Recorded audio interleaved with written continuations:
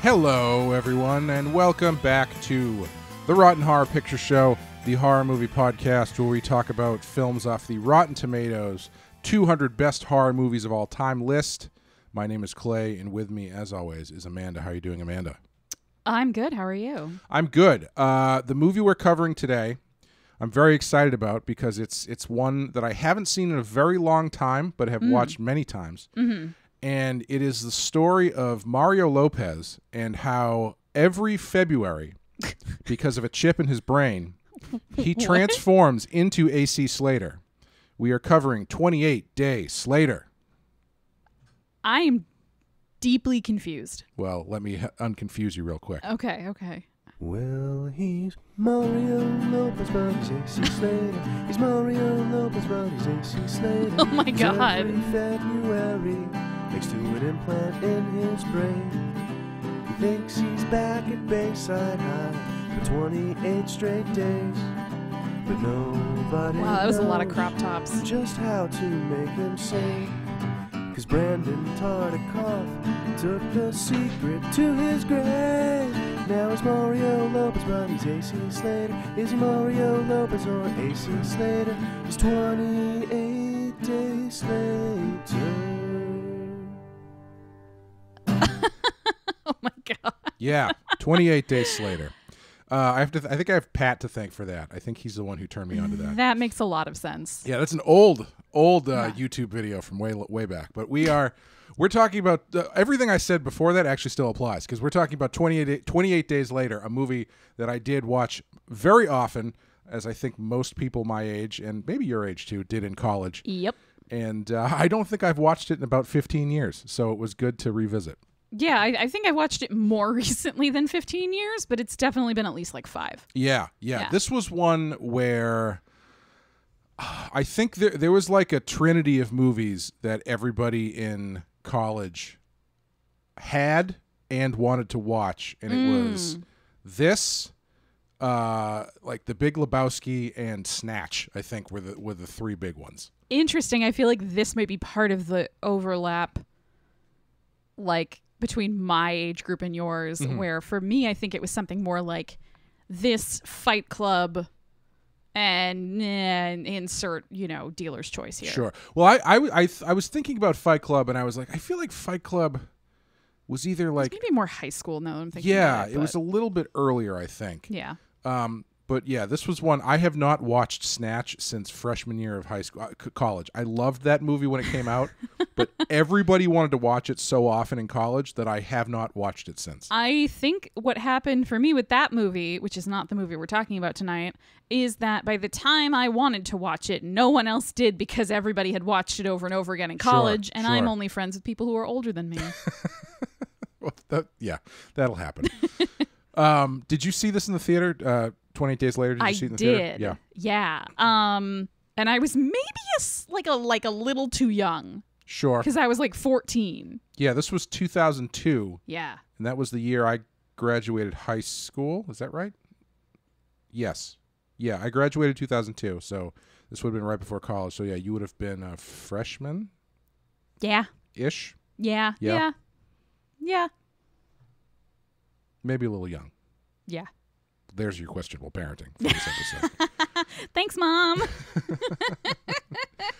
She might not have actually given me permission to go see that one. That might have been like me convincing one of my friend's parents that it's fine. Yeah, it's a sequel to that Sandra Bullock movie. I texted her on my cellular phone, which no parents back in 2002 really understood. Like texting, I mean. As long as you had enough minutes that it didn't roll over and cost more money, you were fine. Or was it back? That was 10. Was that when it cost like per text? It was like 10 cents per text? It was like 12 cents a text message. You realize how insane that sounds in the year 2021? Yes. Could you imagine like anybody under the age of like 27 being willing to pay per text message? Yeah. That would get very expensive very quickly. Anyway. Repent. The end is extremely fucking nigh. Yes. We're talking about 28 Days Later. We're going to take a quick break. We're going to come back and get into it.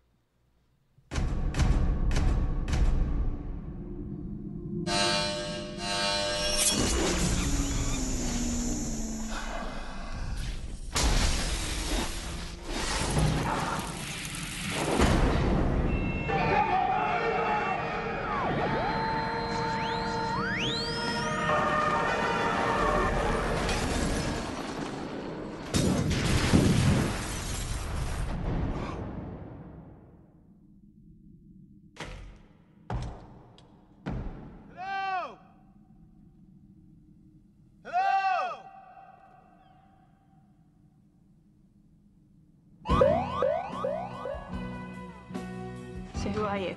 I wake up today in hospital. I wake up and I'm hallucinating. I've got some bad news. They're infected. Infected! Father.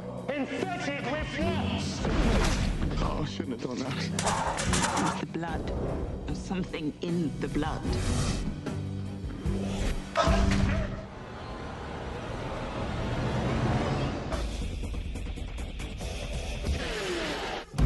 Lesson 1.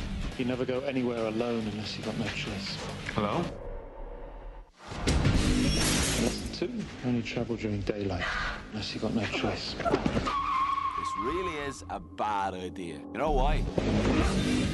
It's obviously a bad idea. We have to leave now. More will be coming. They always do.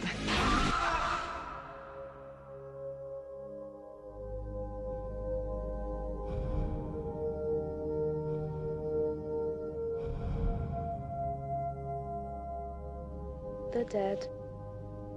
And you're gonna be next.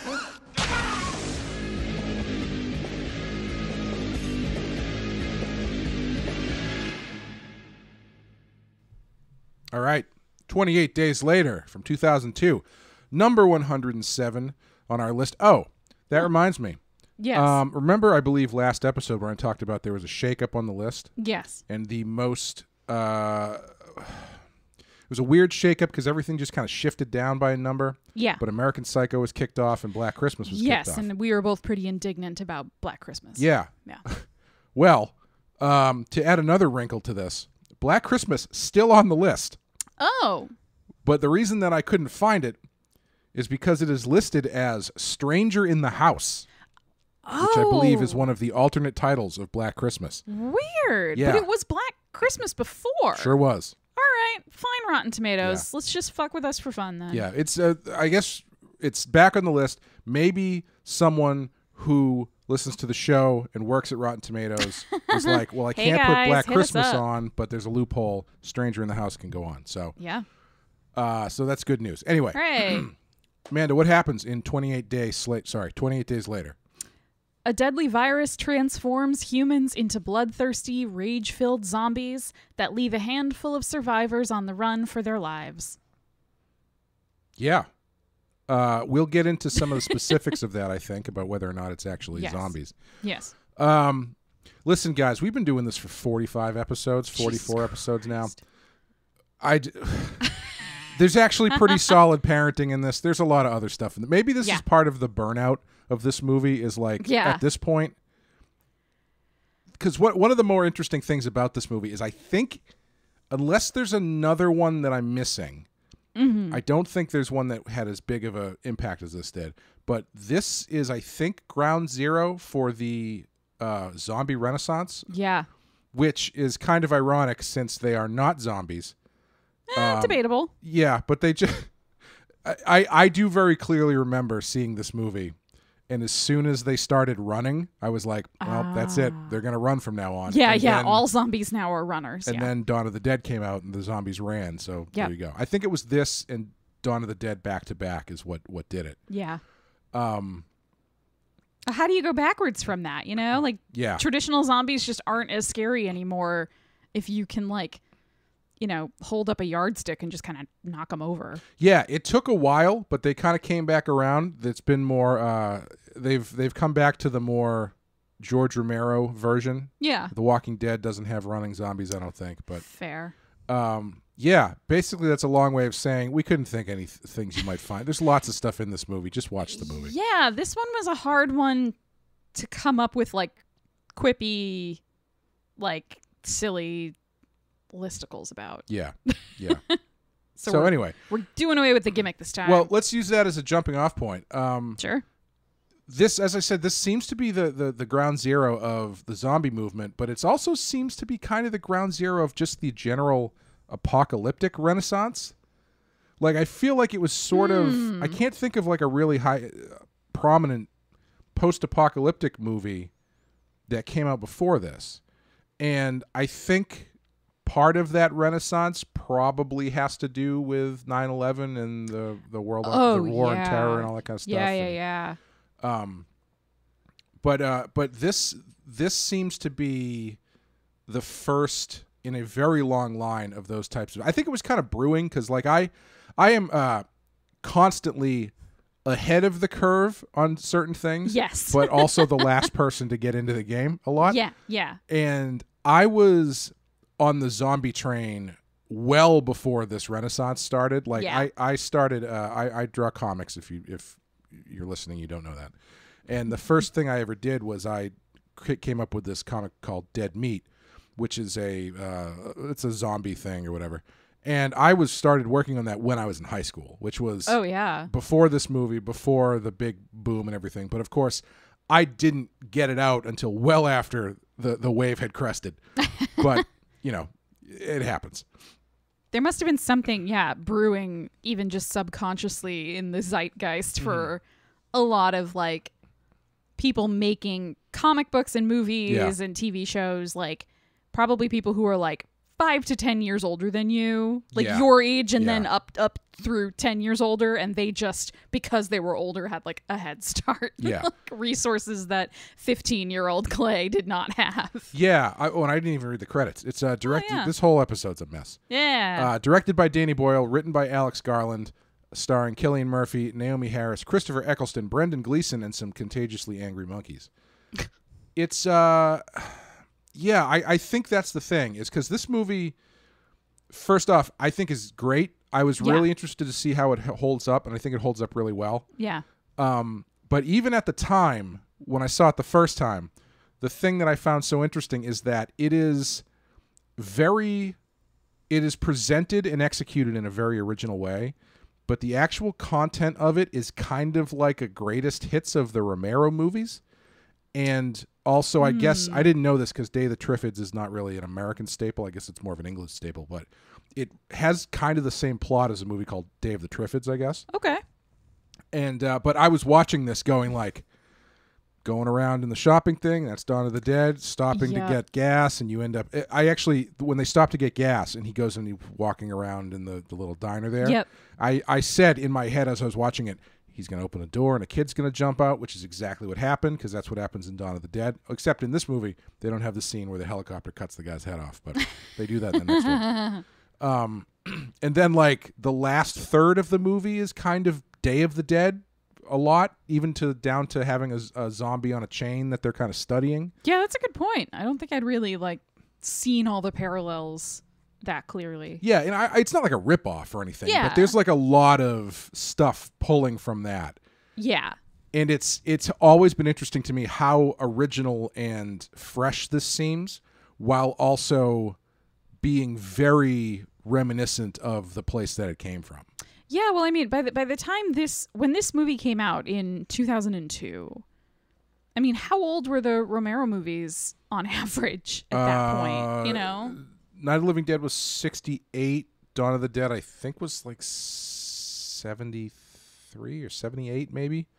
And I think Day of the Dead was like the early mid 80s. Yeah, so I feel like it 20 years or so since the last one. Yeah, it had been a while since there was like a zombie movie that captured like broad attention. Yeah. So I think there's a way where it's like, sure, you're if you're making a zombie movie, you're obviously going to be somewhat inspired by Romero. It's hard not to be. Right, because either you're doing similar things and almost like, whether intentionally or not, paying homage, or you're reacting directly against him, in which case you're still being somehow impacted by those movies. Yeah. But yeah, this was the movie that really made zombies scary again. Yes. I think. Like in the general pop culture like sense of it. Like, they had been really off the board for a long time. Yeah, I feel like that was one of the reasons. They were seen as kind of like hokey and kind of just like, you know, again, it's just usually like the shuffling, like thing. They were one of the reasons I think I gravitated to that, is because they were off the board, and I was like, this is itching to have a comeback. Yeah, fertile ground for new projects. Yeah, and the 90s was such a quote unquote realistic era for horror movies. Yeah, lots of slasher, like Scream. Yeah, in the slasher renaissance, and then sort of sliding into the early torture porn. Right. Yeah, I think this might predate that a little. I can't remember when Audition comes. I think it might be around the same time. But, it was the 90s were pretty realistic. I mean, obviously there were some monster movies, but not the way there was in the 80s. It was typically more like a guy killing people. Yeah. And so to have a movie like this pop up just really kind of changed things quite a bit, I thought, anyway. I think the world building in this, first of all, is very good. They actually, let's talk about homages and stuff. The Walking Dead, the comics, started in October of 2003. Oh wow! And opens almost identically to this movie. Like it opens with Rick in the hospital. I think it's actually even a overhead shot of him in the bed and stuff. I think so. Yeah. Very, very similar. So I guess I don't know. If it came out in October of 2003, then they probably were a few issues in before it started coming out. So it's possible it could be an intentional homage. It's possible it could just be, the lines crossing of ideas and stuff. Yeah, but it's such a clever way of making your protagonist a good audience surrogate because they're coming into this just as oblivious as you are. Right. Like they, have been unconscious through this whole thing. So the exposition that is later delivered to them, whether it's through newspaper headlines that they come across or running into survivors who are like, what do you mean you don't understand? Like, the infected have been here for the last 2 months, and like giving them a backstory. It feels necessary and organic, and it's an easy way to kind of build those speeches in so that the audience gets the information without it feeling like extremely clunky, poorly written, shoehorned in. Like, right. Yeah. Yes, it's like that day 3 months ago. We all remember that day when the dead began to rise because of the chemical spill, or like, whatever. Yeah. Or my least favorite thing when characters just refer offhandedly to it happening. You were there when it happened. I hate it when they do that. That was before it happened. Exactly. Yeah, I hate that. They do a great job. The opening of this movie is fantastic, with him waking up and walking through empty London. And it's especially crazy because if you have been to London, like, all of the places he walks through are always busy. Right. Like, I don't know if they got permits and they had to like shut it down. Like, the bridge by the Parliament building, like, I have no idea how they got that like desolate, empty, those big shots. Like, there are clever cuts here and there where it's clear that they're probably like maneuvering around some, like, oh, there's traffic over on that street, so as we pan this way, we're just going to stop here and cut to this next scene. Right. But it still looks so cool, and for anybody who's been somewhere like London, it's like the idea of just walking around and having a city like that be empty is it's creepy all on its own. Yeah. Well, apparently part of the way that they did that was they had the police shut the streets down at 4 a.m. and they could shoot for, I think, an hour. And part of the reason that they decided to shoot it in this low-res digital style was because it was so easy to do setups and stuff, and they could shoot really fast. So they could get a lot of stuff done. As the IMDb trivia says, the decision to film on DV using Canon XL1 cameras was both an aesthetic and a logistic choice. Aesthetically, Danny Boyle felt that the harshness of the DV imagery suited the post-apocalyptic urban landscape and the grittiness of the film in general. In the production notes, Boyle says the general idea was to try and shoot as though we were survivors too. Logistically, producer Andrew McDonald claims that shooting with standard cameras, especially some exterior scenes, would have been impossible. As McDonald points out in the production notes, the police and local authorities were quite happy to assist us because we could set up scenes so quickly. We could literally be ready to shoot with a 6-camera setup within minutes, something that we would not realistically have been able to do if shooting under the restrictions of 35mm, which takes a good deal more time to set up a single shot. So, interesting. Yeah, and so I think that's maybe we should talk about the look of the movie a bit.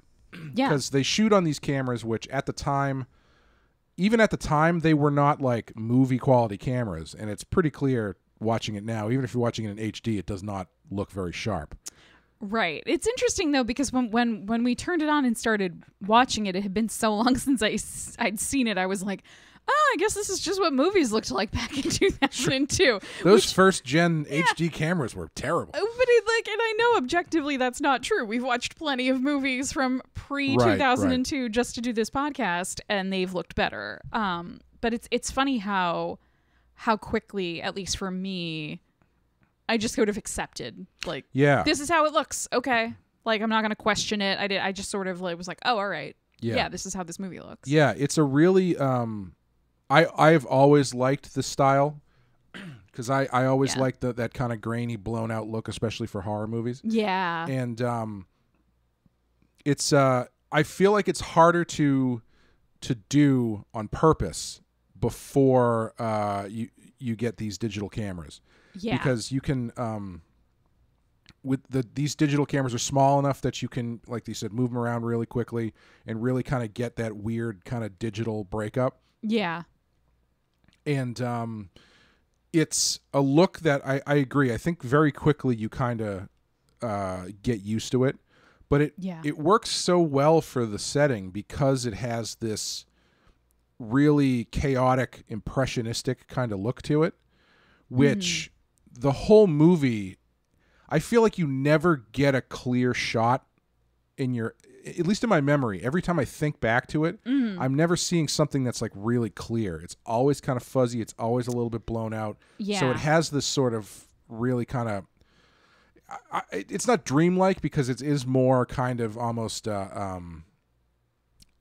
documentary kind of feel. Yeah, it feels archival. Yeah. But it's not found footage though. Right. They're kind of dispensing with the gimmick. Yeah. But keeping the benefits of having that less crisp, like, point of view. And I think it works especially in the scenes of chaos and violence. It adds like a level of visual confusion that mimics the like insanity of what's happening when like the zombies are attacking or they're like, two guys are in a fight or something. Like, it gives you it gives you more of a kind of messy view of it. And I also think it works well when they're showing these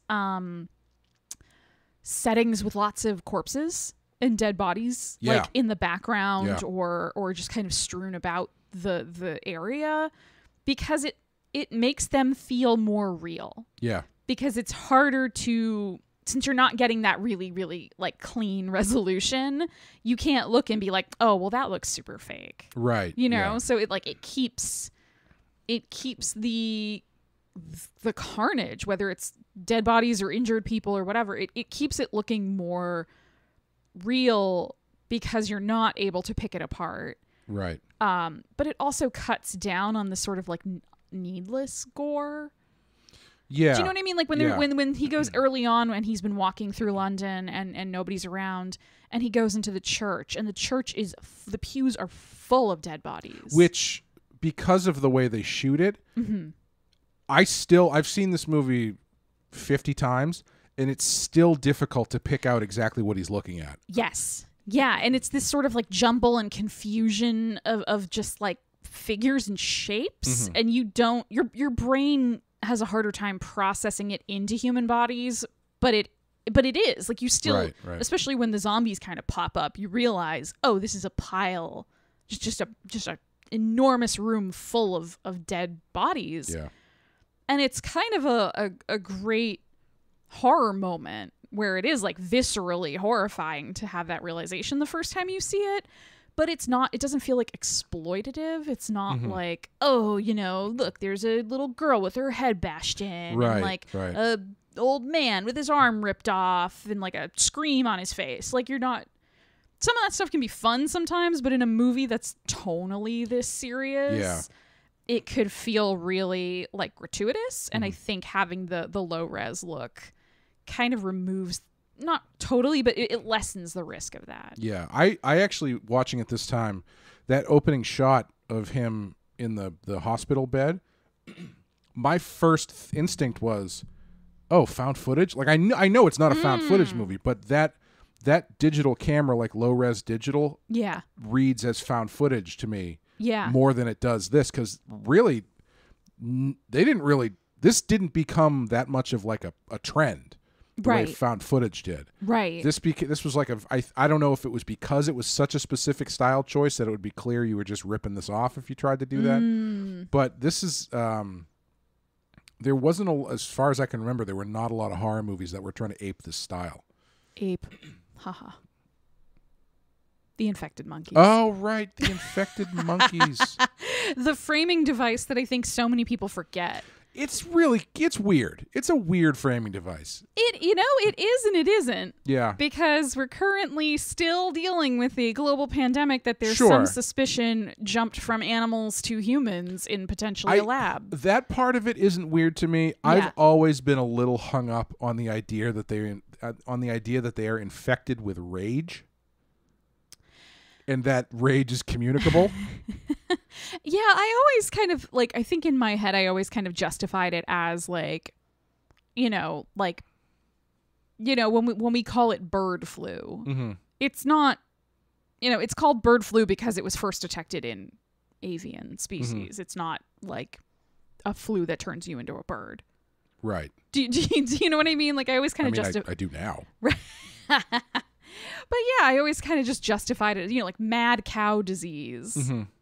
Like if a human gets mad cow disease, you don't turn into a mad cow, but you maybe have symptoms. Yeah, I guess I just always wondered why they needed to put such a point on it. I think that's a very Danny Boyle choice, don't you? I feel like he's usually pretty at a couple different points in I think all of his movies he gets a little too explicit about what the theme is. Yeah, I kind of put it on Alex Garland a bit too. Yeah. I mean, not that he's in his other movies he doesn't like Ex Machina. He's not really putting it that. He's the Ex Machina guy, isn't he? Yeah, but I was thinking he's seems to be more of a sci-fi guy. I can see needing to have here's a sci-fi explanation for this. The Garland and Boyle felt that the notion of the living dead wanting to eat people's brains was outdated. One of the original factors behind zombie movies was a fear of nuclear power and its possible effects on people. Garland and Boyle concluded that one of the biggest fears in modern society is fear of disease, especially a viral apocalypse, such as Ebola or Marburg? I'm not familiar with that one. I don't know. Garland and Boyle were specifically inspired by such incidents as anthrax and bioterrorism scares in London and the spread of mad cow disease and foot and mouth disease in the UK. Another aspect of rendering the zombie movies more contemporary was the idea that the virus didn't necessarily affect people physically. It doesn't kill them as in traditional movies, but psychologically. Both Alex Garland and Danny Boyle felt that the idea that the virus renders people zombie-like due to uncontrollable rage was a good metaphor for the contemporary phenomenon of social rage, such as road rage, air rage, hospital rage, etc. I believe it. Yeah, it wouldn't surprise me. They liked the idea that the virus simply amplifies something already in each and every man and woman rather than turning them into something entirely other, as is the traditional route in zombie movies. So yeah, I can buy that.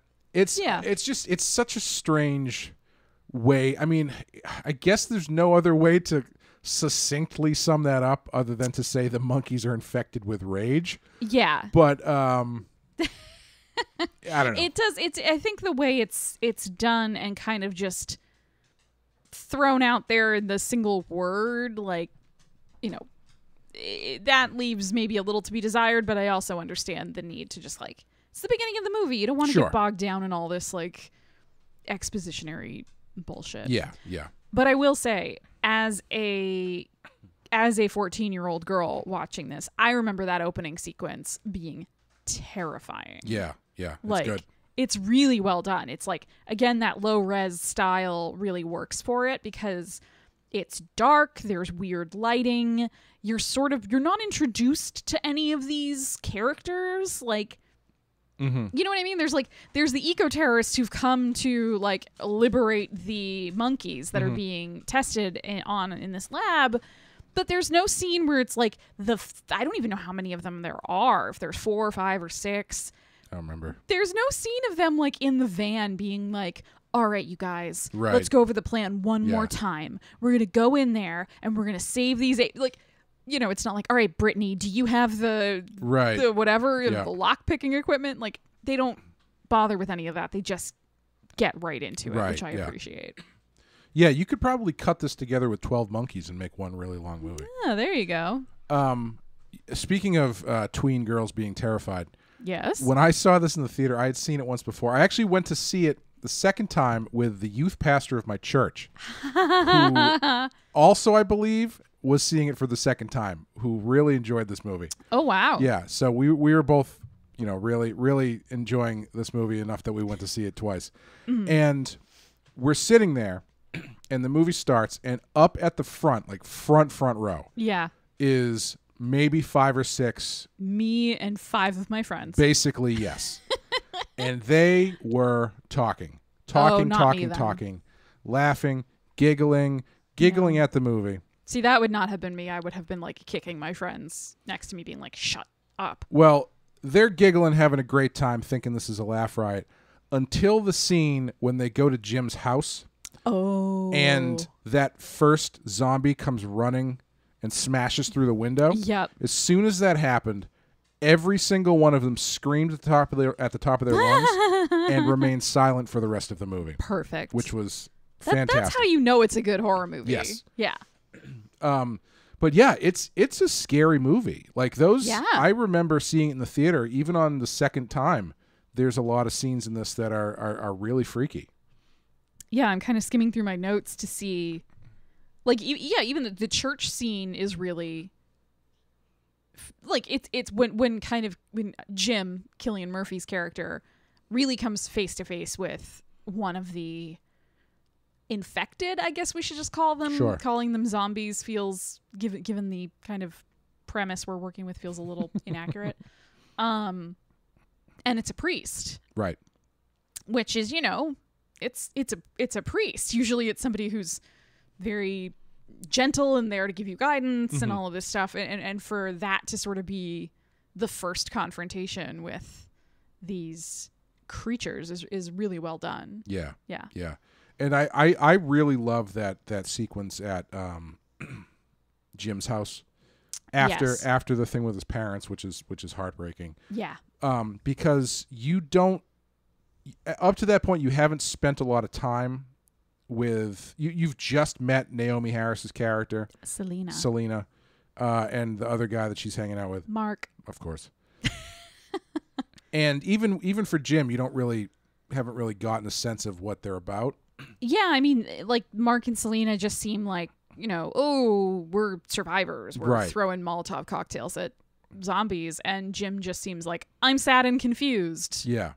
And that scene works to actually give you a lot of information about those characters. Yeah. Specifically because of the way that Selena, God, she's such a badass. does not hesitate to kill Mark when he's bleeding and infected. Like She's that so great. That moment alone tells you everything you need to know about her. Yeah. And even Jim too. Well, Jim's still a little bit shell-shocked, but like Yeah. as far as her character, that's about all you need to know. Everything after that is informed pretty well by that one scene. Yeah, and that scene is like really brutal. Like it cuts away pretty quick, but she picks up that machete and you get like a couple shots of her pretty much chopping his arm off. Yeah, and he's screaming like And crazy. He's screaming like crazy, and then the point of view changes, so you don't see him anymore, but you do see her, and you see the force she puts into it. Yeah. And this is somebody, we don't know exactly how long they've been traveling together, but at minimum, it's been at least a couple weeks. They do say you're the first survivor we've seen in 10 days, and it's 28 days later. Mm-hmm. So it's probably been at least 2 weeks that they've been trusting each other and keeping each other alive. And so for her to kind of that quickly just be like, you got to get out of here. Yeah. And I like her as a character, and I think I like her a lot. She and Jim play off each other really well. They have like actual chemistry, which is impressive in a movie that, I mean, tonally this movie is, I don't want to jump too far ahead, but like tonally this movie is interesting because it can swing from these almost like carefree kind of beautiful moments to really, really dark moments really quickly. Right. But overall it's a pretty serious, like even the happy moments are sort of a little melancholic, I would say, or like it's a pretty serious movie. Yeah. And they still manage to like banter in a way that feels like more genuine to the situation than I think it maybe would if it was written by someone else. Yeah. Well, two people with so many visible rib bones really seem like they should be on the same page about a lot of stuff. But yeah, I like them as a pairing because Selena, you learn pretty quickly, is she's kind of cold but practical. Yeah. And Jim is naive and empathetic. Yeah. And as you're going through, by the time you get to the end, those things kind of invert a bit. Yeah, I was gonna say their arcs are kind of complementary. Like they each start on opposite ends of a spectrum, and they kind of swap. But by the very, very end, they've sort of moved to a middle ground that they share. Yeah. Yeah. Because Jim never really. He doesn't really become hopeless the way that she is. He gets really violent. Yeah. He starts to figure out how this world works, but he never gives up hope the way that she kind of has at the beginning. Yeah, her whole line that kind of sums up her ethos is like, you stay alive and that's as good as it gets. Right. Yeah. Yeah. And but by the end, it's kind of interesting that she. I guess it's a credit to the relationship that they've built between them, because like the only reason that I think she doesn't kill Jim when she thinks he's a zombie infected, whatever, I don't want to get any letters from any offended zombies out there, is because it's Jim. They prefer living impaired. Yes. But like that's the only reason. It's not because she has.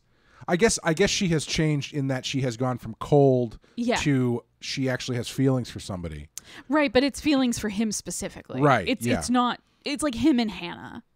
Right. The girl. Like that's pretty much it. Like, because by that point in the movie, poor Frank has already gone to meet his maker. Mm-hmm. But it's sort of like, she's found this little chosen family that she's let them in emotionally in a way she did not let Mark. Right. The guy she machetes to death. Yeah. This is a cast of, at the time, mostly unknowns. A lot of them have since gone on to be much more well known. Yes. Brendan Gleeson as Frank, the Hannah's father, is I think the most well known actor in this at the time. That's so crazy. Yeah. Christopher Eccleston had been in stuff, but he was not as widely known. He hadn't been a doctor yet. No, he was. Yeah. He wouldn't have been. It was another 7 years before he was the doctor. Well then. And that was, I think that was probably the biggest, widest thing that he had done by that point. But that was his first like worldwide right exposure, was the doctor. Yeah. When he exposed himself to the world. Yes, yeah. When he whipped out that sonic screwdriver. I think there was another movie Danny Boyle did earlier that he was in. I can't remember what it's called. I saw it, but I don't remember it. Mm. But Brendan Gleeson as Frank is just a great casting. Oh, he's so great. Yeah, he does. He's so that role, being the character who kind of like brings the levity and kind of like brings a little bit of hope into everything. Yeah, he just plays it so well. Yeah, it is a perfect casting. Yeah, yeah, because he's very much the character who understands how hopeless things are, but is not without hope.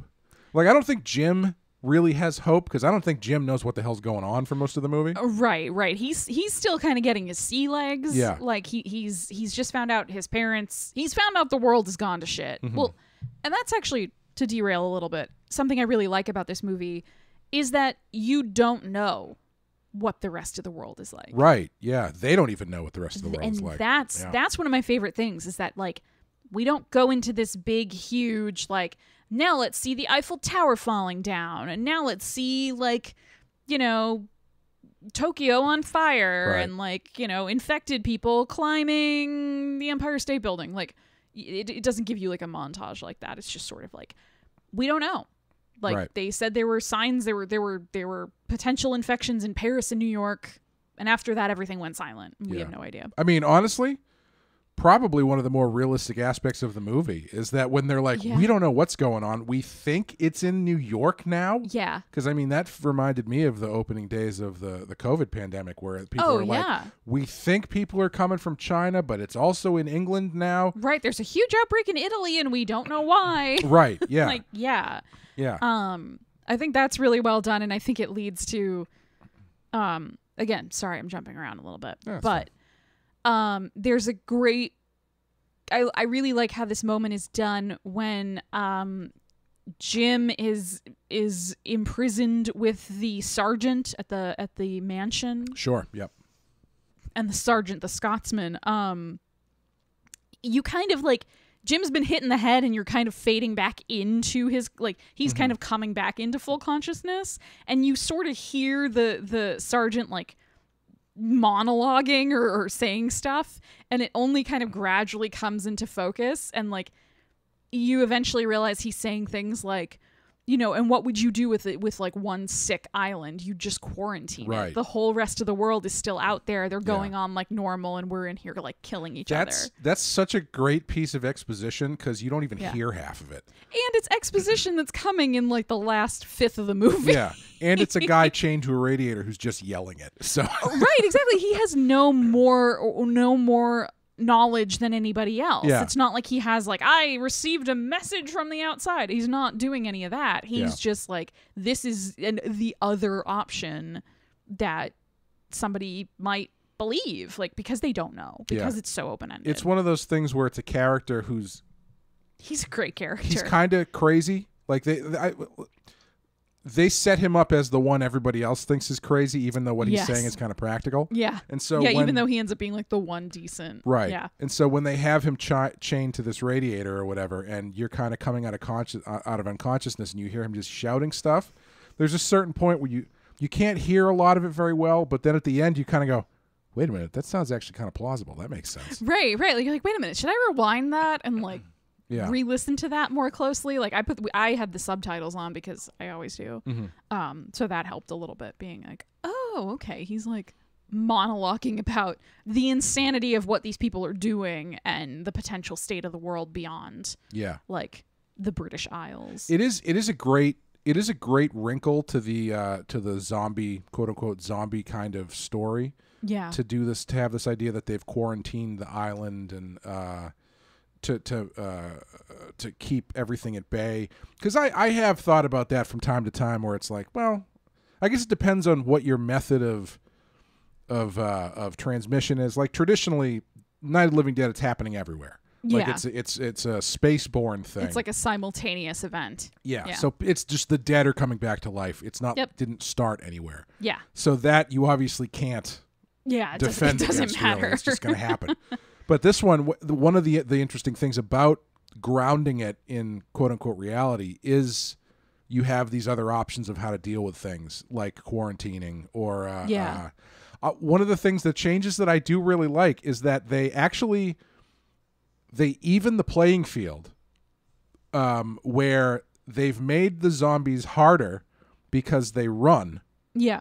But they've made them easier to kill. Yes, because they're still just humans. Right. They're not super strong, yeah. So it evens out, so it's not like they run and you have to shoot them in the head, which come on, that's like just too hard. Dodging around. Yeah, they do. That's how it is in Dawn of the Dead, and it's fine. But it's I do like that it's kind of like they evened out the power sliders there, where it's like, well, if they run faster, they're easier to kill, you know. Right.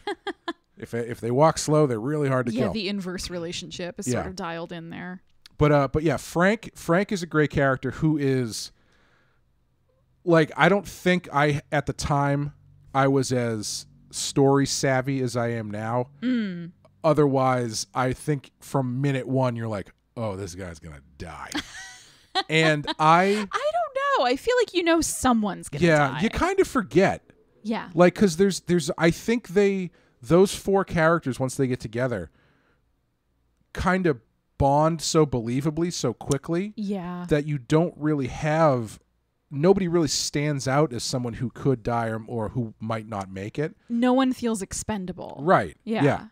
And I remember very clearly, I can't remember which time I saw it at the theater, but when he gets that droplet in the eye, oh man, like all the air in the theater just went.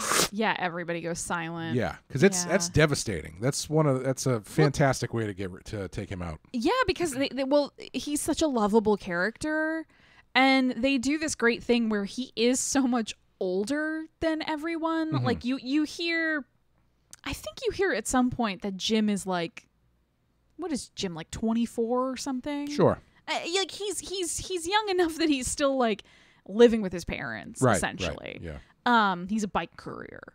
Hannah looks like she's maybe 16. Yeah, somewhere in there. Maybe a little, maybe a little younger, but 16-ish. Yeah, 14, 15, 16. I think any of those would be believable. Mm-hmm. Frank's clearly a dude who's like firmly in his 40s. Right, You know what I mean? yeah. And there's the scene where they have left the city and they're in the countryside and they camp outside for the night. And Jim has a nightmare, and Frank kind of hears him having the nightmare and just kind of comes over and like touches him on the shoulder and is like, "Hey, it's okay. You're just having a bad dream." Mm-hmm. And Jim, in like half, mostly still asleep, rolls over and he says, "Oh, thanks, Dad." Yeah. And it's this moment that really, like, the interactions between the characters emphasize it, but that makes it really explicit that he's sort of become all of their dad, like especially Jim's, like, obviously his own daughter, but great parenting. Yeah, seriously. All the parents in this are good parents. Yep. Like, but yeah, it just makes it all the more poignant and sad when he gets infected. I do want to ask, though, do you think it's fair to have one little drop of blood in his eye infect him, where Jim gets like like a zombie fucking on his face? Yeah.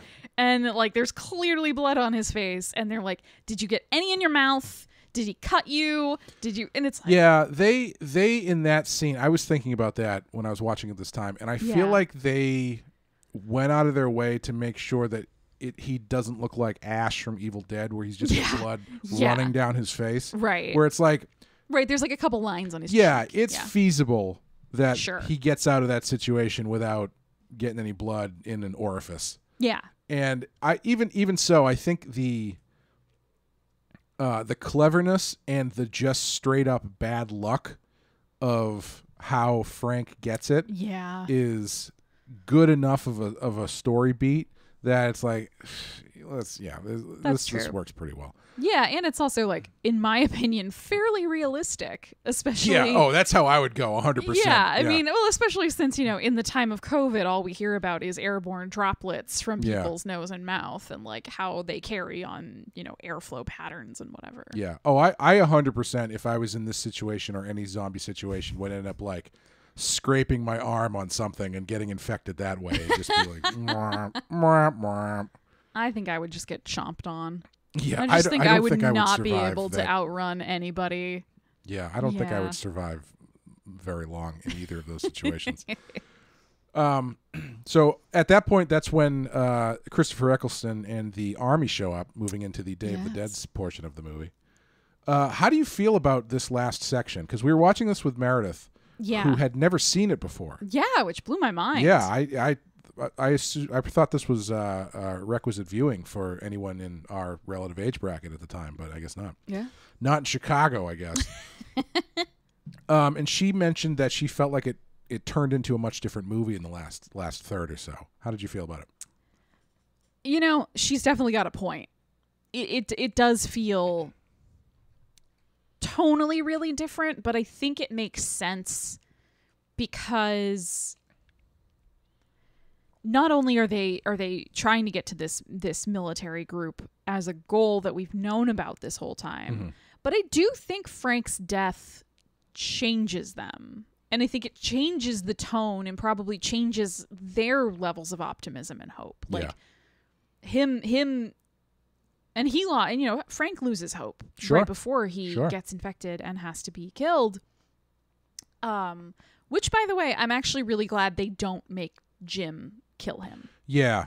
I'm glad that, the military guys show up in time to do the shooting. Well, they make a sort of a big deal. Well, not a big deal, but they put a point on how many people Jim has killed up to that point. Because he says because that Yeah. Christopher Eccleston asks him, Like, who have you killed? Yeah, and it was, I think he had only killed the one boy, I think, right?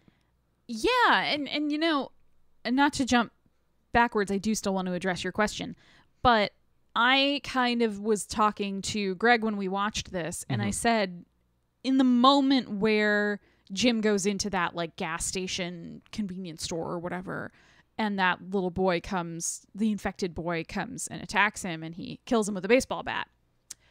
I was kind of like, I don't know, like it just seems weird. Like they just went to this grocery store. They clearly have all the supplies they need. Seems weird that they'd have him go in there.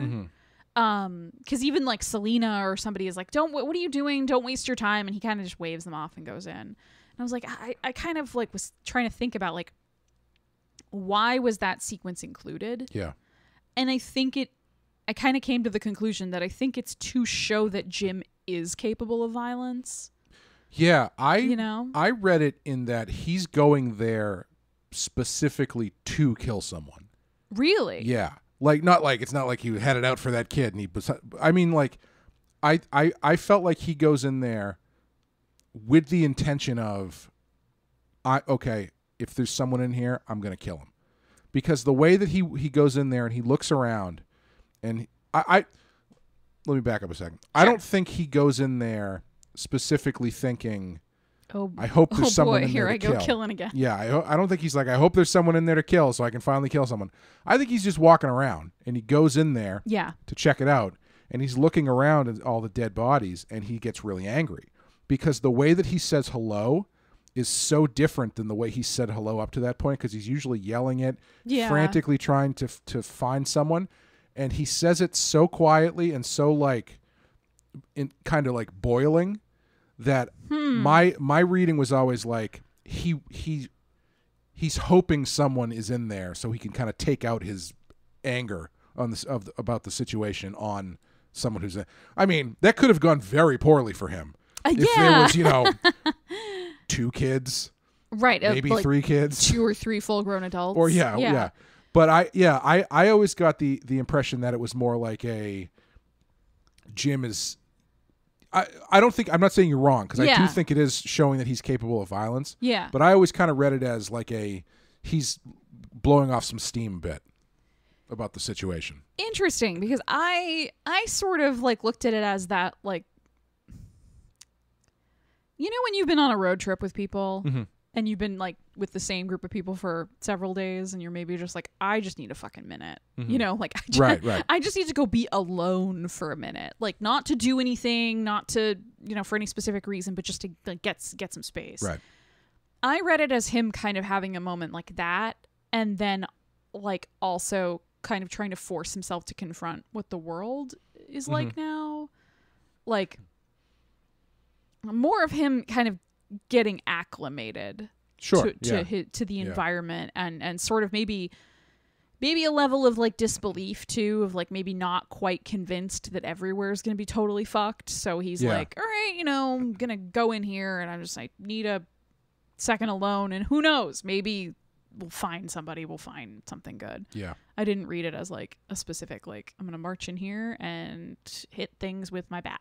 Yeah. I don't know. I'm not saying you're wrong. It's entirely plausible because the tone around the moment, I think the thing we're both picking up on is that the tone around that moment is different than what we had been getting with the group of 4 people up until that point. Right. Yeah. How easy do you think it is to get a baseball bat in England? I was thinking that when we were watching it last night. I was like, he's carrying a baseball bat. Is that like something readily available in England? I mean, would you say it's something readily available in Somerville? Let's put it this way. I mean? I would find it easier to get a baseball bat than it would to get a cricket bat in Somerville. Sure. I would think the inverse in England, unless I could be completely ignorant of how much baseball is being played in England. I don't know. Maybe Frank's a fan. It's possible. Maybe Hannah plays softball. Jose Canseco bat. There you go. Hope he didn't pay money for that. But anyway, getting to that last portion of the movie, the like kind of third act where they've hooked up with the battalion. They're not a battalion. I don't even know what to call them. It's like 9 dudes with guns. Yeah. and it does feel tonally different.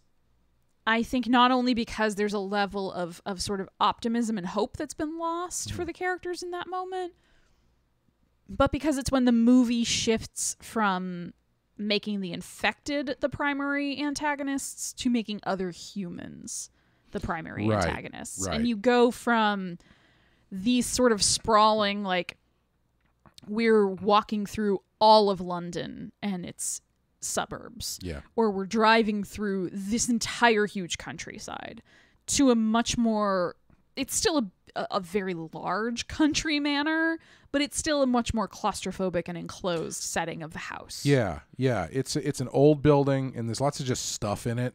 So it feels fancy, rich, and British just people stuff. Just a lot of boxes too. Like there's one scene where I think it's he's sitting in front of a bunch of VCR boxes or something. I don't know what they're storing in there, but well, it seems like maybe this group of goons was just, maybe Christopher Eccleston's like just sending them out to nearby towns to sort of like gather anything you think you might want. Yeah. Like, let's start stockpiling shit now that we might need later or you might want later. Like, nothing else to do. I mean, we do find out that they have a sizable pile of dead people out in the back. Yeah. That maybe they have found in a similar fashion to the way they found, because they seem to be executed. Yeah, that it is an interesting question, because I feel like the first couple times I watched this movie, when you see that pile of corpses, actually, this still might be true.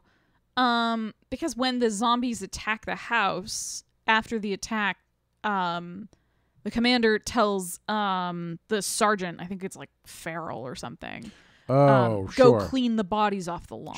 Sure. Yeah, I hadn't considered that. That they might just be dumping them there. Yeah, I guess it could go either way. But honestly, like, this time around, I had the same thought that you did. Yeah. Like, oh shit, there's been other survivors who've come to try to find the answer to infection, as they say, and got killed. What's interesting to me about this too,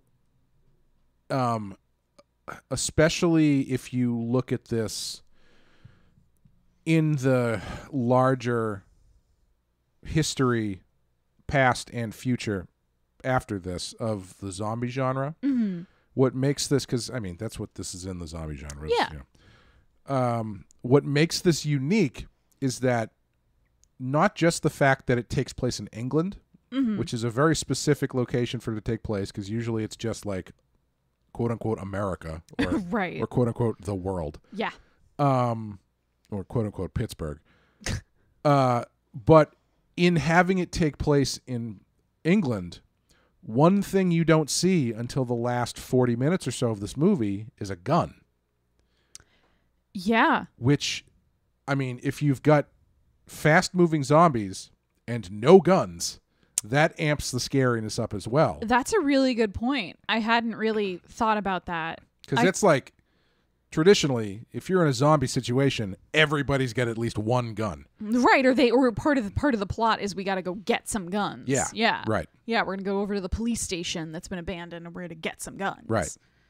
Yeah, that's interesting, because it does make it a lot, it makes it a lot scarier than if they were armed with projectile weapons. Yeah. And it does add a different tenor to the ending too, because you haven't just spent an hour or so watching people firing guns and heads exploding and stuff. Right. Like, that's the other thing that's really unique about this, is that also, along with guns, one of the hallmarks of most zombie things are like gore set pieces. Yes. And very over the top prosthetics and stuff. Yeah. You don't get that in this movie. Yeah, I was going to say, like, when I was like thinking about what we were going to talk about for this episode, I was like, well, I mean, it's a zombie movie. I guess we should think about, like, are there any... No, there aren't any, like, zombie kills. Not you really. know, there's no, like... People get puked on a lot. Yeah. That's about it. Everybody's taking some Valium all the time. Yeah, there's no creative kills where it's like, I killed this zombie with a plunger. Like, there's none of that sort of stereotypical. Yeah, you don't get the as Romero-esque and Day of the Dead-esque as this movie is, especially at the end. You don't get any of those. Okay, we're gonna pull a guy apart Right.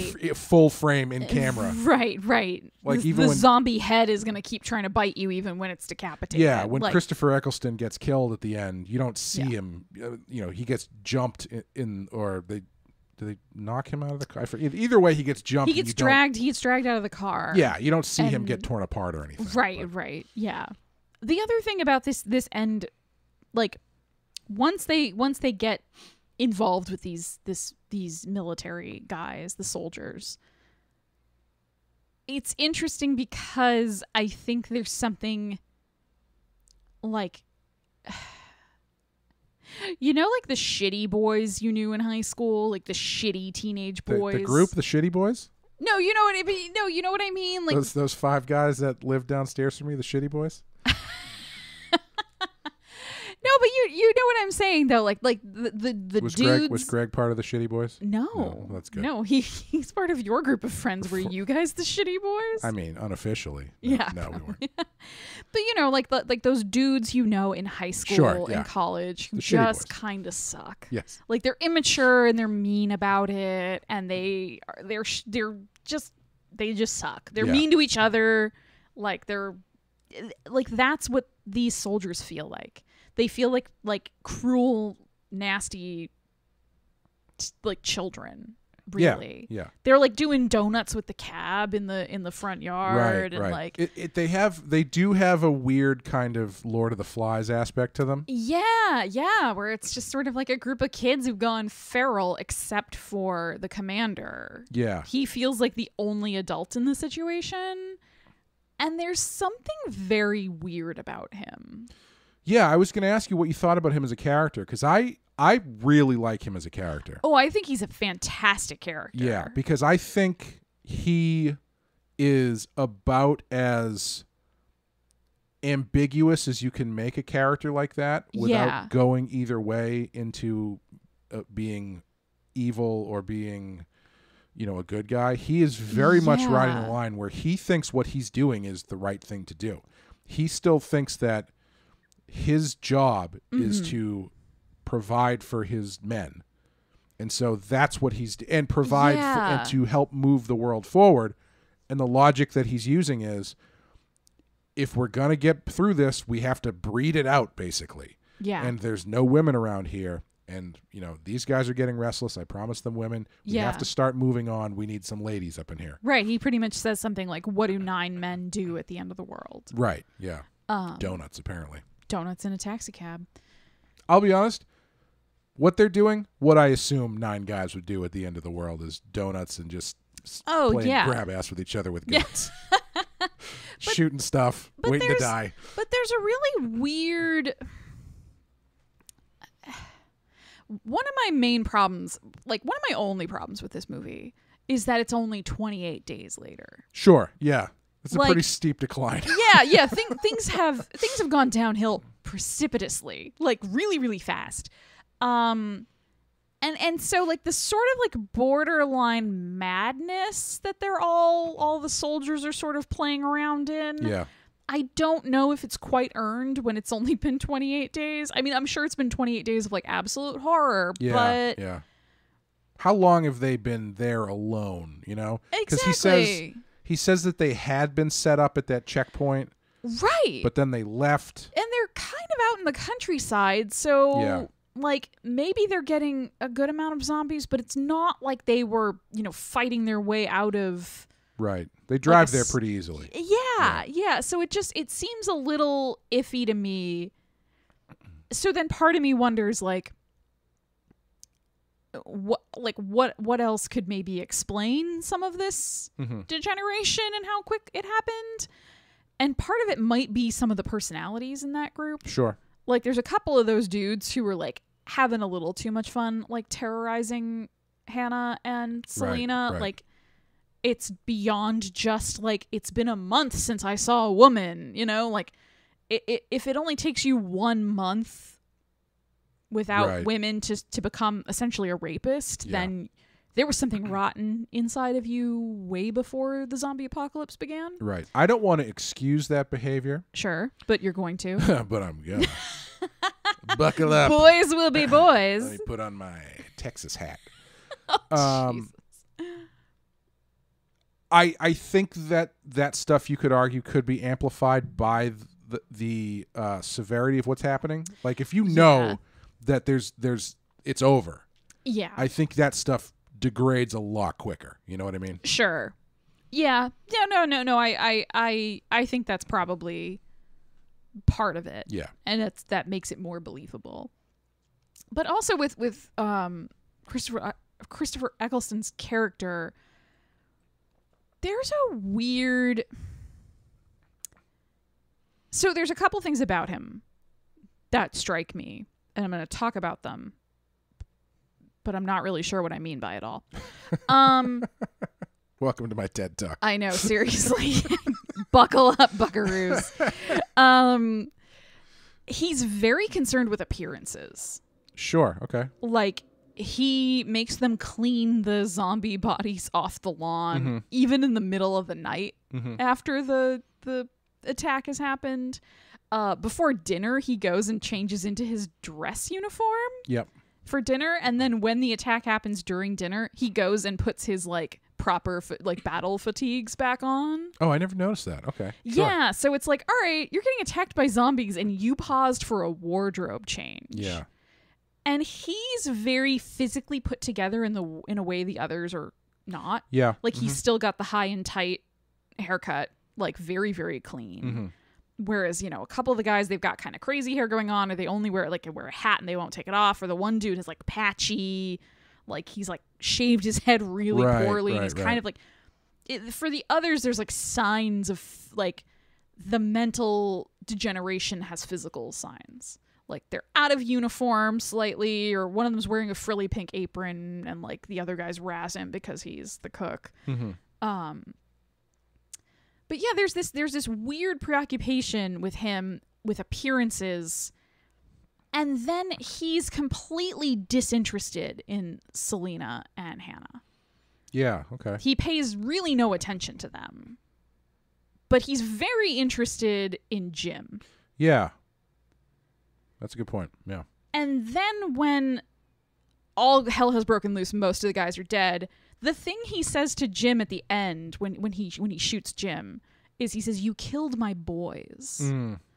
So there's just like, I don't know, like I think he can be read kind of as a queer character. Interesting. Like there's just something about him it's not only I think his rank sets him apart from the guys under his command, but like personality wise, it's just like there's different priorities there.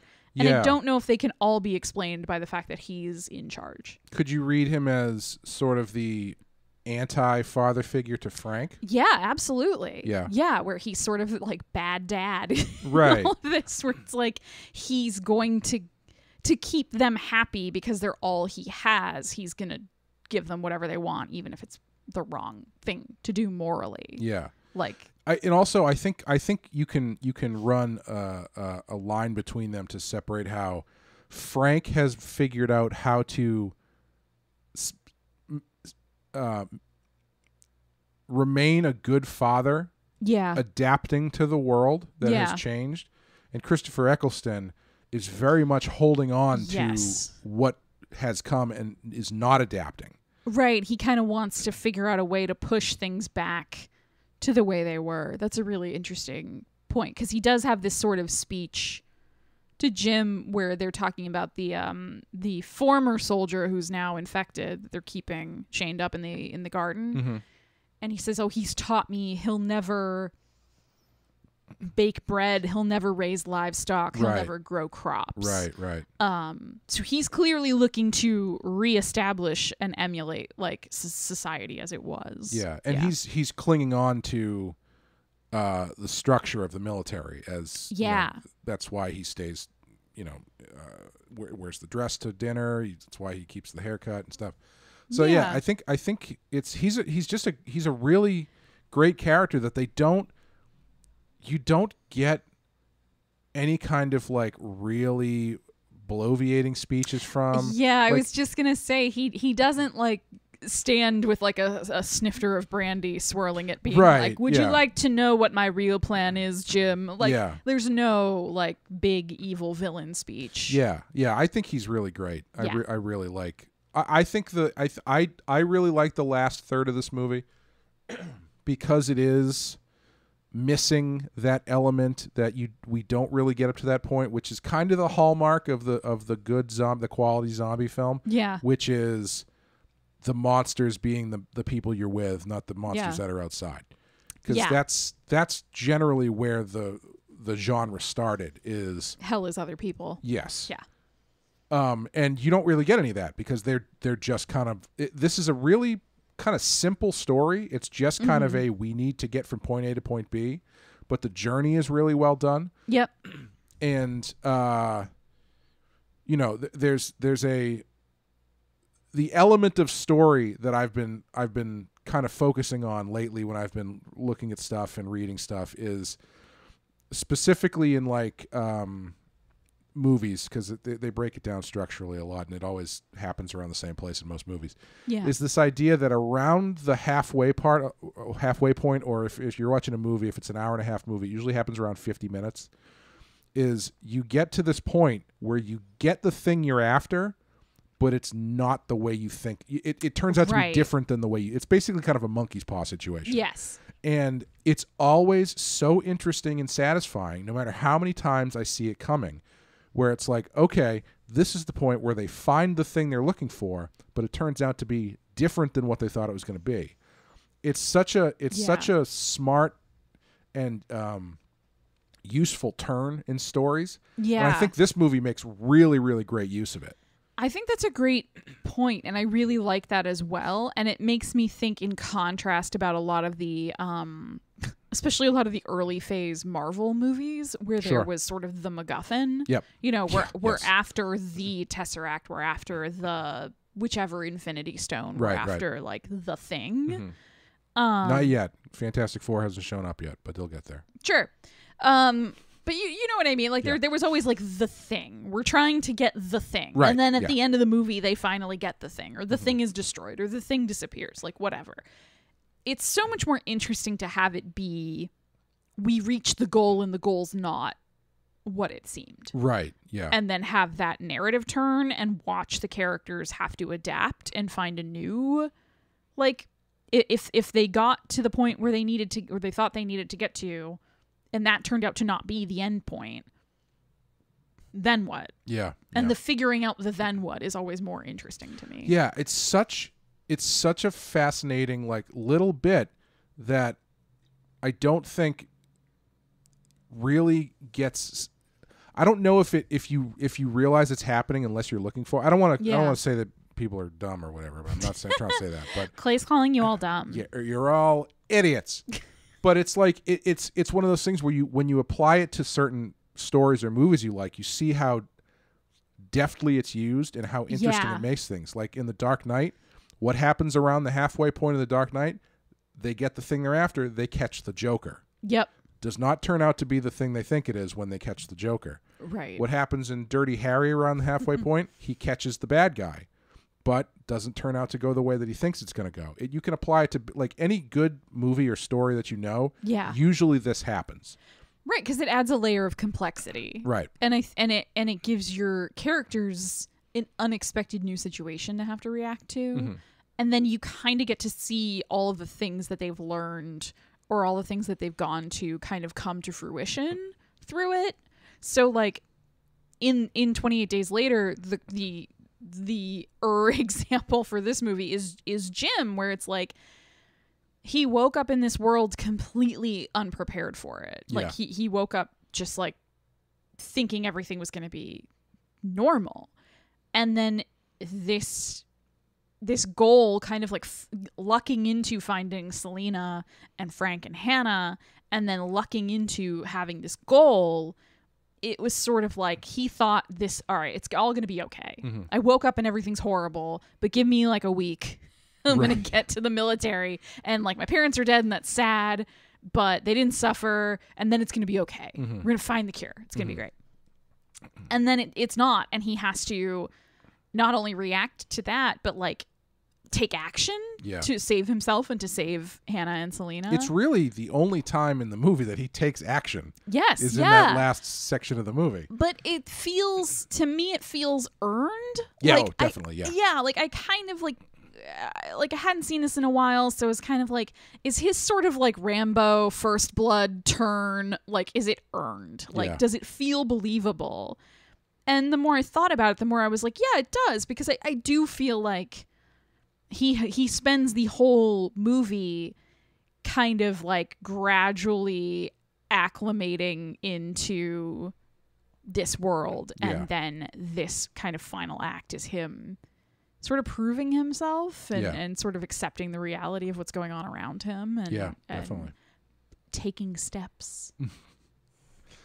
How do you feel about the ending? And as a happy ending, more or less, which can be divisive when it comes to movies like this. Apparently several endings were filmed, including a few in which Jim is taken to a hospital where he succumbs to his gunshot wound. I think there's actually one of those on the DVD.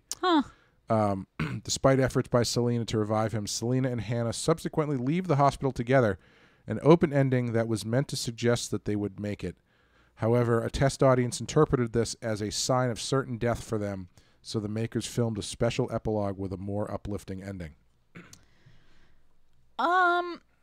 So it's interesting because on the one hand, I do think it's a little unrealistic that he got shot and they save him. They fix him, yeah. Yeah, They make reference at the beginning that Selena might be a pharmacist. Yeah, she says she qualified as a chemist. Yeah, but I don't know if she's qualified to be a surgeon. Yeah. Yeah. So it's tough because on the one hand, I kind of want to be like, well, realistically speaking, he definitely should have died, or like at least gotten sepsis and died.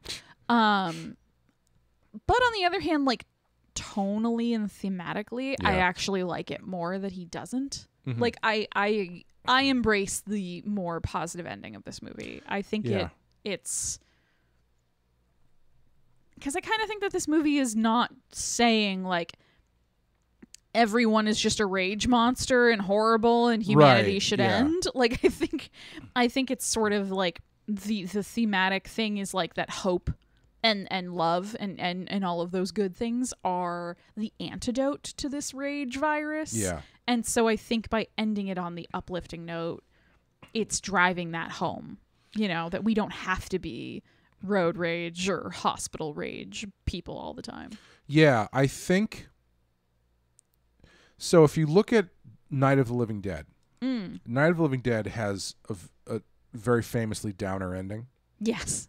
And that movie is about people being horrible to each other. Yes. There is not really ever a chance of hope or looking on the bright side of the world in that movie. Yeah. So in that movie, it makes sense to me to end it the way that they do. Yeah, like it works thematically. Yeah. In this movie, the people are awful to each other aspect is not the crux of the film. It becomes the basis of the end. But like so much of the movie before this is about how positive and beautiful things still are, even though everything around them has gone to shit. It might not feel that way on the surface, but like there's one shot in this movie where the car is driving like at the top of the screen. Then the rest of the screen is like this, what now looks like a bad Photoshop filter of this beautiful bed of flowers. And there's that whole sequence when they pull off to have the picnic where Frank is watching the horses. Yes. There's a lot of hope and beauty in this movie that seems like that is the theme. Yes. More so than doesn't it suck that people are terrible and we're all going to die eventually. Right. I mean, even like the fact that the first people that the first day Jim is awake, he meets Mark and Selena. Yeah. And right away they risk their own lives to save him. Right. Like immediately. They don't know him. It probably isn't even clear in the moment whether or not he's infected. Like they risk their lives to save him right away. And then when Jim and Selena meet Hannah and Frank, like Frank rescues them. And then immediately lets them into his home with his young daughter, like with his young teenage daughter. Yeah. Like he trusts them kind of implicitly right away. Mm-hmm. And so, yeah, I agree. I think that the message of the movie is really about the ability to overcome. Yeah. Yeah. Yeah, I think so too. The soundtrack to this movie Awesome. is great. I think it was one that many people, when I was in college, listened to incessantly. Yeah. I know your husband said that half the bands that he that he likes, he found through Danny Boyle movies. Yeah, that's probably pretty true. Yes. I do. Having known your husband for a long time, I can say that, yes, one of the heavy rotations in his car CD player was the Trainspotting soundtrack. Yep. That was a big one. But yeah, I think overall this is it's a really great movie. I think it holds up really well. Like I said, I was worried. I'm not worried, but I was interested to see how it holds up. Yeah. And I honestly think that the generally positive theme is what makes it hold up so well. Because if this was just a downer, yeah, I don't think it would have the staying power. Because I agree. Yeah. if we compare this to like Wreck, which neither of us liked. The Spanish one. Yeah. I thought Wreck with like a WRECK, and I was like a car crash? Wreck, the story about where the dance troupe has to save the center from. But it's like Wreck is very much like these people are fucked kind of story. Yes. And I don't think that has the staying power for me. I mean, on top of the fact that it's got kind of a dated gimmick running it. Not that it's terrible, but it's just like there's not a lot bringing me back to Wreck. Yeah, I don't really need to watch that again. Yeah, whereas this, I feel like it kind of has the staying power because there's a lot going on thematically that's more timeless, I guess. Yeah, and not to keep going on. I know we're probably a little long at this point. But also the characters are likable. Yes, and everybody in Wreck was awful. Yeah, well, and everybody in we've been doing for the Patreon edition of the podcast. We've been doing the Friday the 13th movies, and a lot of those feature some really, really unlikable characters that when they die, you're just sort of like, well, goodbye. Yeah. Like, I think the fact that the four main characters of this movie are so charismatic and they have such believable relationships with each other that are good and like wholesome and positive, it makes them you want them to have the happy ending. Yeah. You want to imagine what their futures might be like. Yeah, I think everything that makes this movie work for me is everything that made The Walking Dead not work for me when I first. Yeah, that's fair. I watched the first few episodes of that. It opens with Rick shooting a kid, like a child zombie, like blowing her head off, and I was like, okay, all right, they're clearly making a statement about what this show's going to be like. That's a good point. And then every friggin' episode of that show is people pulling guns on each other and yelling. Yes. And it's like... Yes, that whole show is man's inhumanity to man. Yeah, like and it's a lot of crouching. Well, it's a lot of crouching and talking, and you put the gun down. No, you put the gun down. Yeah, Shane walks up towards camera and crouches down, and then talks a bit about why you can't save her, Rick. And then somebody else tells a story about what their dad was like when they were kids, and it's blow my own brains out. Yeah, I think it works really well. I think it holds up, and even though it's not technically a zombie movie, I think it is one of the better zombie movies to have ever been made, I think. Agree. And it is like the scary moments are genuinely scary. Like they're not cheap jump scares. Yeah. They're like actually really like, oh shit, oh my god, okay. This is number 107 on our list. Yeah. Currently. What do you think about the placement? Higher, lower? Take it off? I mean, I would definitely keep it on the list. I think, like we were saying, you can argue whether or not these are technically zombies. Mm-hmm. But it did revive that genre in pop culture. I do think, as much as it's kind of like paying homage to some of the more classic movies, it is trying to do something new.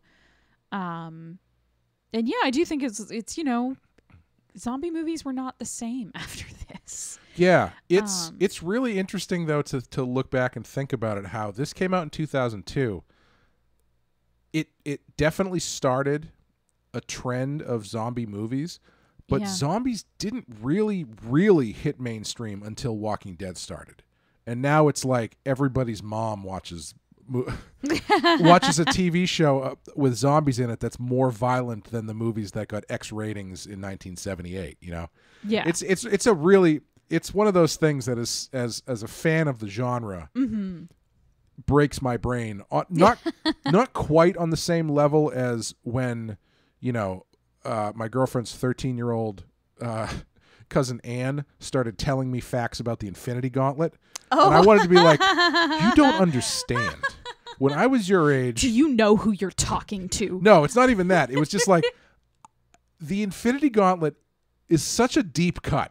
Yeah. That if I had been a 13-year-old boy talking to a 13-year-old girl about the Infinity Gauntlet... Yeah. I would have been wedgied so hard. You wouldn't have been talking to a 13-year-old definitely girl no. because she would have walked away. No, and I would have enough smarts to know you don't talk to girls about the Infinity Gauntlet. Does not care. Yeah. So to have a young girl specifically telling me all these facts about the thing that is, when I was growing up, for me was like nerdier than nerdy, and it's just like casual pop culture. It breaks my brain a little bit. I think it's great. The times they are changing. Yeah. Now I got to find some. Even I've told this story before. My first AOL Instant Messenger screen name was Big Hero 6. Yes. Because it was the most obscure thing I could possibly think of from Marvel Comics. And even that is a goddamn movie now. Yep. Anyway, old man rant over. Anyway, I think this movie is great. I think it belongs on the list. I actually might put it in the top 100. I think so too. Yeah. I think this one might actually deserve to be knocked up a little bit. It's well done. It's knock it up hard. That's Clay's motto. No, but this movie, like, the acting in it is amazing. Yeah. Like, the actors are really, really good. Even though the quality is, like, intentionally low quality, it's still beautiful. Like, it's still thoughtfully composed. Yeah. The music's great. The writing's good. Like, there's a couple moments where it's a little bit like, all right. But, like, overall, the writing is really great in this. So, like, Alex Garland is a very good writer. Yeah, and he's in my opinion gotten even better. Like, as time has passed. Yeah. No, like, Ex Machina is one of the best sci-fi movies I've ever seen. So great. I need to rewatch that. Anyway, I think this definitely deserves a top 100 billing. Me too. I think so too. Yeah. So we have hit our next wild card. Oh. Yes. Already? Jeez. Yes. It snuck up on me as well. I was very conflicted about what to do because there's a movie I've been wanting to do for a very long time called Dead and Buried. However, I do feel like I need to close the loop that I promised when we did American Werewolf in London. Ooh. So next time we will be doing The Howling. Oh, nice. Okay. Which I'm excited about because you haven't seen The Howling, I right? haven't, and since we've talked about it, I've wanted to. So this is a perfect Very opportunity. Good. But yeah, thank you guys for listening. If you want to help support the show, you can go to patreon.com/thepenskyfile and join our Patreon, where you can get a whole bunch of extra content from our parent show, The Pensky File, as well as follow Amanda and I as we make our way through the Friday the 13th series. You should have said as we slash our way. As we slash our way. As we hack our way. Now that it's Halloween season, we're hacking our way through the Friday the 13th series. How did this podcast, this episode goes so off the rails when last time was the one we were drinking tequila? Great question. Great question. But yeah, we're making our way through the Friday the 13th series, the movies, not Friday the 13th, the series. Yes. And September is Jason Goes to Hell, the final Friday. October, which I'm very excited about, is Jason X, which I don't think I've ever actually seen all the way through. A ringing endorsement. Yes. But if you want to support the show, you can do it there. If you want to follow all of our extra content, you can do it there as well. Thank you guys for listening. Thank you for joining me, Amanda. Thank you, Clay. And we'll see you next time. Bye, everyone.